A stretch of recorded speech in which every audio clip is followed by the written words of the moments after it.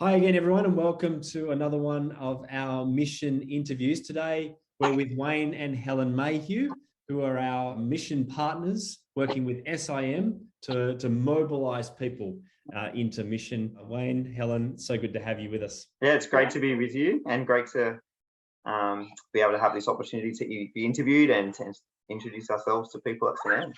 So I'm new to St. Anne's, only been here for just under 10 months now. I know that there are a number of people who are new to St. Anne's as well and won't remember you from when you used to work here, Wayne.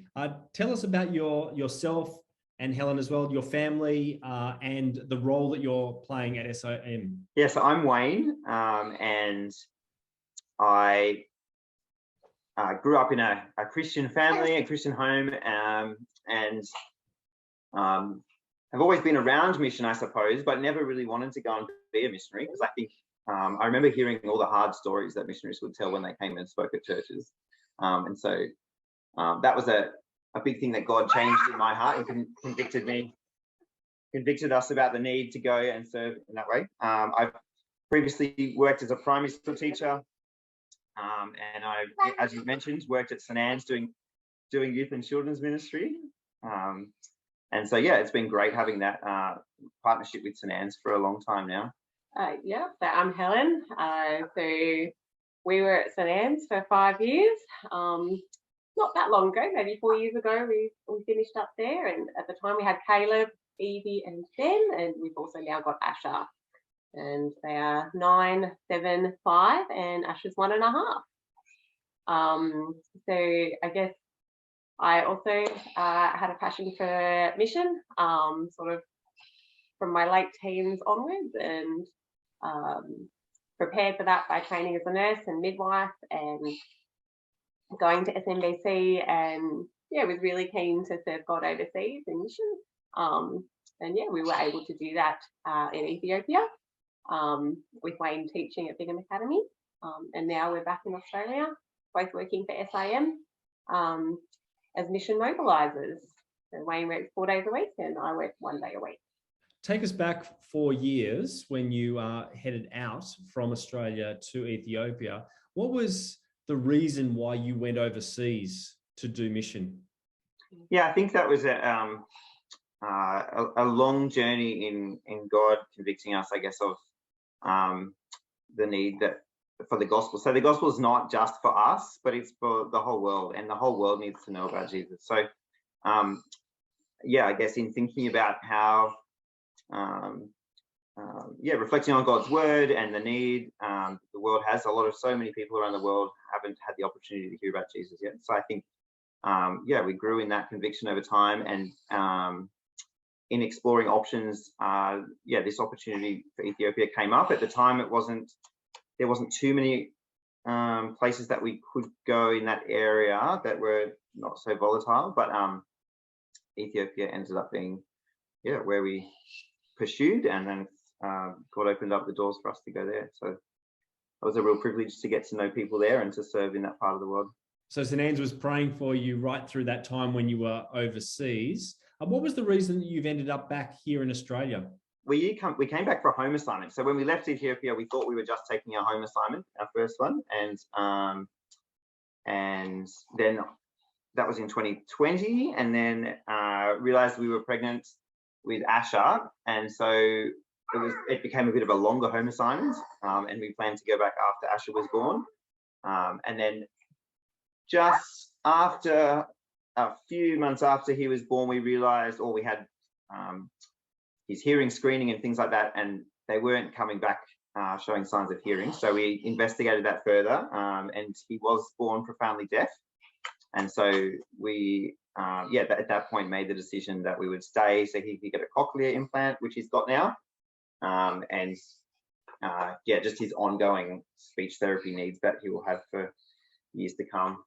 And so you came back for those reasons. Yet in God's providence, he actually opened up new doors for your whole family to be involved in mission in a different way as well.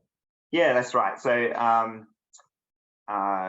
there was a lot of things to process at the time and lots of things to think through and lots of decisions to make quickly. But this opportunity came up to continue with SIM in a mobilising role. which is really, I guess, a multiplying role. So it's really pointing people who know Jesus towards whole groups of people around the world who don't know Jesus, and so and journeying with them as they work through what that might look like and what it involves, and how to, and logistically how to get there. So yeah, it's been a real privilege to be able to continue serving with SAM, and yeah, it's been a really there's been lots of encouragements, I guess, in having conversations with people who have been thinking about mission for a long time and finally going, or perhaps people who have planned to go on mission and then COVID hit, and so they've kind of been in this limbo period of time for a couple of years, but now starting to be able to go out to places they've been preparing for a long time. So it's really, yeah, it's a great role to keep our to keep broadening our vision of what God's doing in the world, not just thinking about our family needs and yeah.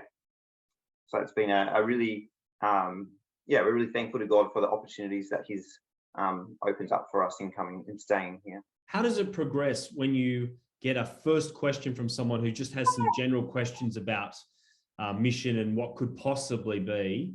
How do you progress the conversation when someone is serious about potentially going out onto the field to see people connecting with Jesus? So we usually have an initial chat with people, find out what's prompted this interest in mission, and what their background is, what their experience is.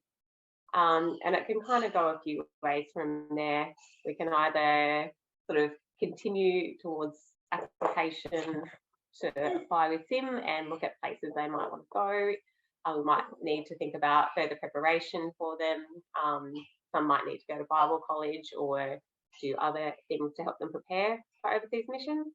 And for some, they might be inquiring, they might be interested, but either SAM's not a good fit, or they don't actually have a good understanding of what mission is or what the gospel is, or yeah, those sorts of things.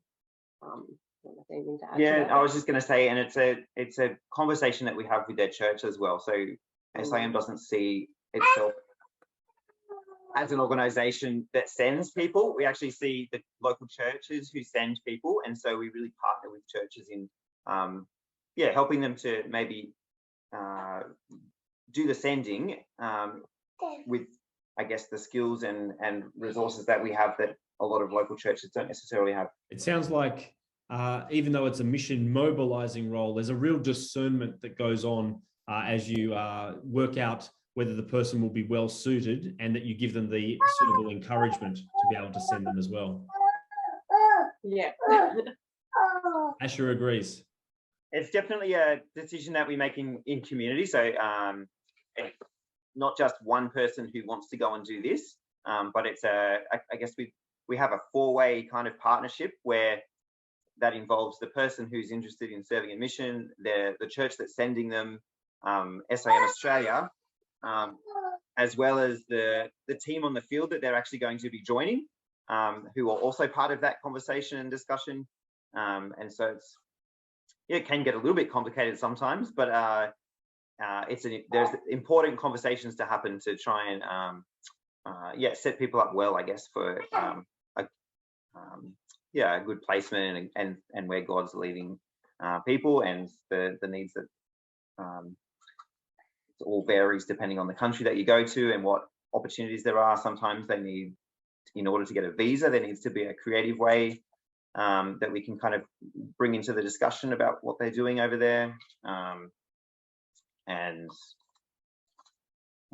Yeah, so there's lots of conversations that happen. It can be a long journey for many people, especially when we're talking about the longer term mission.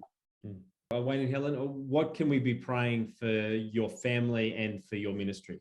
Yeah, so for our family, you can keep praying that the kids get settled into school. So they have moved around a lot, and yeah, they've made some good friendships now. So we're really thankful for that, and just so you can pray that they would continue to feel settled.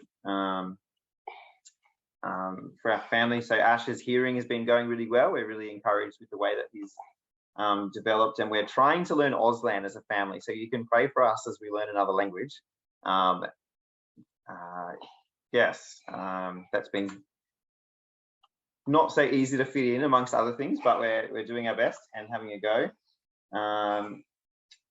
And then for ministry, I think just continue to pray that God would raise up workers for the harvest, that it's his work and his mission. And so I think praying and depending on him is something that we can all be working on and growing in.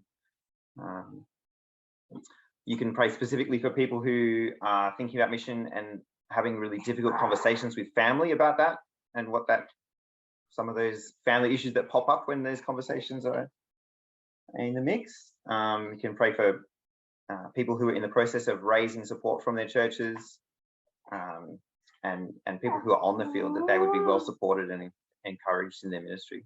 Wayne and Helen and Asher, thank you so much for joining us today and telling us about your ministry and encouraging us to pray for you. Yeah, thanks for having us, and thank you for partnering with us, and thank you for supporting us for many years.